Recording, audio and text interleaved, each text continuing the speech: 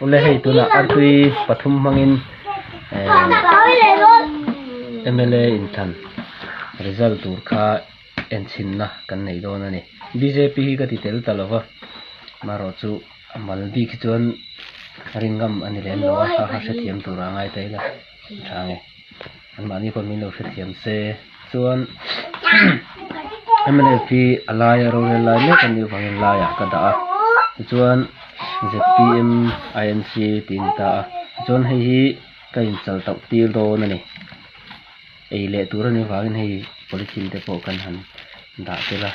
party pathum kan hai don ni chu danina le tuna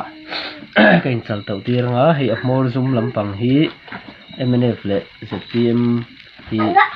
temin in tau na do thak tura ngai ani wangin kan da ngai dewa chuan INC hi te ma rin duap lam hret dewani wang hian MNF nen hian among bial lampang kha kan da pathumin su tura ni wangin ai nang vek thei lowa ha kan thu thiam don ne chuan champion kan zon don awangin voi khata hela ke vek lo theia chuan ake lo te chu kan nim tau tir le zen mai don ni le tu le lo start ti hian ka pot ka wanga ka in chal tau tir top mai don ni atol son thei vak lo nan hei frame kan da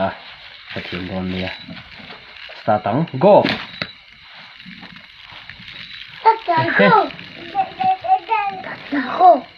ZPM ke INC ke boka MNF ke ve lo ni anding chuak don nge ni INC na nia in tak ang mo hei